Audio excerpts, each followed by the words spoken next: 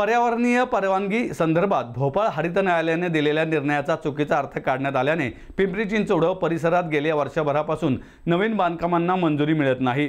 या संदर्भात सर्वोच्च न्यायालयात योग्य भूमिका मांडून हा प्रश्न मार्गी लावण्यासाठी आम्ही सरकार म्हणून प्रयत्न करू असं आश्वासन उपमुख्यमंत्री व जिल्ह्याचे पालकमंत्री अजित पवार यांनी दिले आहे। क्रेडाई महाराष्ट्र संघटनेच्या नवनिर्वाचित पदाधिकाऱ्यांच्या पदग्रहण समारंभात अजित पवार बोलत होते। सेनापती बापट रस्त्यावरील JW मॅरिट हॉटेलमध्ये झालेल्या या समारंभास नवनिर्वाचित अध्यक्ष प्रफुल्ल तावरे, संघटनेचे मावळते अध्यक्ष प्रमोद खैरनार, सतीश मगर, सुनील पुरडे, राजेंद्र सिंह जबिंदा, शांतीलाल कटारिया, राजीव पारिक तसेच क्रेडाई पुणे मेट्रोचे नवनिर्वाचित अध्यक्ष मनीष जैन आणि क्रेडाई नॅशनलचे उपाध्यक्ष रणजित नाईक नवरे आदी उपस्थित होते। अजित पवार म्हणाले, बांधकाम क्षेत्रातून खूप मोठा रोजगार निर्माण होतो। या व्यवसायाने अनेकांना हक्काची घरे देण्याचे काम केले आहे। क्रेडाईने बांधकाम व्यवसायात मोठी कामगिरी केली आहे। समाजाचे व राज्याचे आपण काहीतरी देणे लागतो या भावनेतून क्रेडाईचे काम सुरू आहे। शहरीकरणामुळे घरांची मागणी वाढत आहे, मात्र जमिनीची उपलब्धी कमी असल्याने टॉवरला मान्यता दिली जात आहे। कामगारांची कमतरता आहे, यावर आपणास मात करावी लागेल।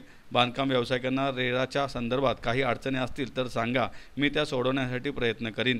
नाशिक, नवी मुंबई, कोल्हापूर, सोलापूर, संभाजीनगर येथील प्रश्न एकत्रित करा। मी सह्याद्री अतिथीगृहामध्ये क्रेडाई व रेराची संयुक्त बैठक बोलवतो। यामध्ये दोन्ही बाजू ऐकून मार्ग काढला जाईल असं आश्वासन अजित पवार यांनी यावेळी दिले। आता ते वेळ पडली तर देवेंद्रजींच्या बरोबर बसायची वेळ आली किंवा एकनाथरावजींच्या बरोबर बसायची वेळ आली तरी कुठली अडचण येणार नाही। पहिल्यांदा आपला आपण बसू आणि मला वाटलं की बाबा हे आता देवेंद्रजींच्या पर्यंतच न्यावं लागेल किंवा हे UD आणि हाऊसिंग म्हणून आमच्या एकनाथराव शिंदे साहेबांच्या पुढेच न्यावं लागेल, तर आपण तिथपर्यंत आपण जाऊ।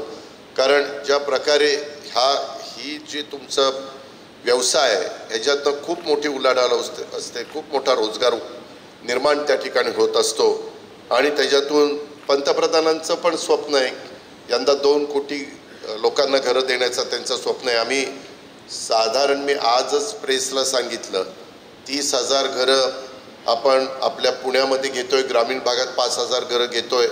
आम्ही काही जागाही निवडलेल्या आहेत। कलेक्टरला माझ्या सूचना होत्या बावधन आणि काही पिंपरी चिंचवडमध्ये, काही पुण्यामध्ये, म्हणजे जे आपले मी नेहमी सांगतो आपण काय केलं, तुमचं प्रेझेंटेशन पण खूप चांगलं झालं, तुम्ही एक छोटी डॉक्युमेंटरी दाखवली ती पण चांगली आहे। तुम्ही अनेकांचं घरांचं स्वप्न पूर्ण करण्याचं काम हे तुमच्या व्यवसायाने केलं, तुमच्या सगळ्या सहकाऱ्यांनी केलं, तुम्ही त्याच्यामधलं मोठं योगदान दिलं, त्याबद्दल मी तुमचं अतिशय मनापासून अभिनंदन करतो, कौतुक करतो आणि पुढच्या वाटचालीला पण शुभेच्छा देतो। आता आम्ही काय केलंय, परवा वाळूच्या बद्दल आमचा कॅबिनेटला विषय झाला। वाळूच्या बद्दल जी नदीची वाळू आहे त्याला आम्ही 600 रुपये प्रास रेट लावतोय त्या टॅक्सचा आणि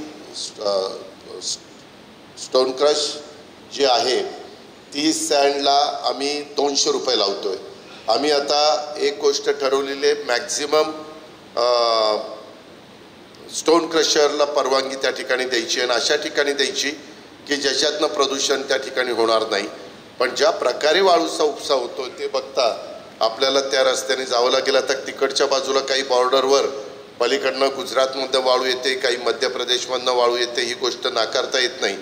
आम्ही हाही विचार करतोय।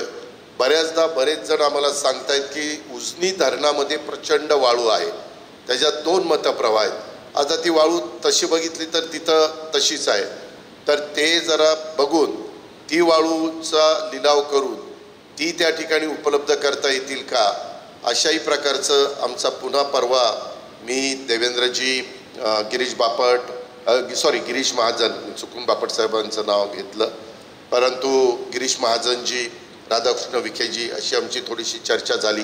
मागं देवेंद्रजींची टर्म संपत असताना तो विषय आलेला होता, परंतु नंतर तो मागं राहिला।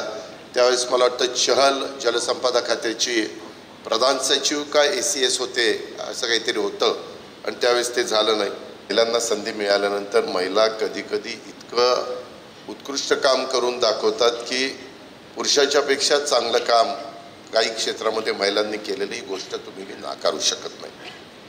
आज रोजगार निर्मितीसाठी ट्रेनिंग देणारे, रोजगार नोकरी क्रीडा उपलब्ध करून देणारे असं पण नवनिर्वाचित अध्यक्षांनी सांगितलं। रेराच्या माध्यमातल्या काही अडचणी असल्या तर तुम्ही मला सांगा। पूर्वी अजय मेहतांना आम्ही ती जबाबदारी दिली होती, आता आमचे पूर्वीचे चीफ सेक्रेटरी त्यांना ती जबाबदारी दिलेली आहे आणि त्याच्यामुळं तुम्ही मला जर प्रश्न दिले की ह्या गोष्टी आहेत, कारण मी आत्ता माझं भाषण संपलं, मला अर्जंट मुंबईला जायचं आहे, मी जरूर सौनिकांना देईल आणि सांगेल की एकदा आपल्याला सह्याद्री वगैरेला बसू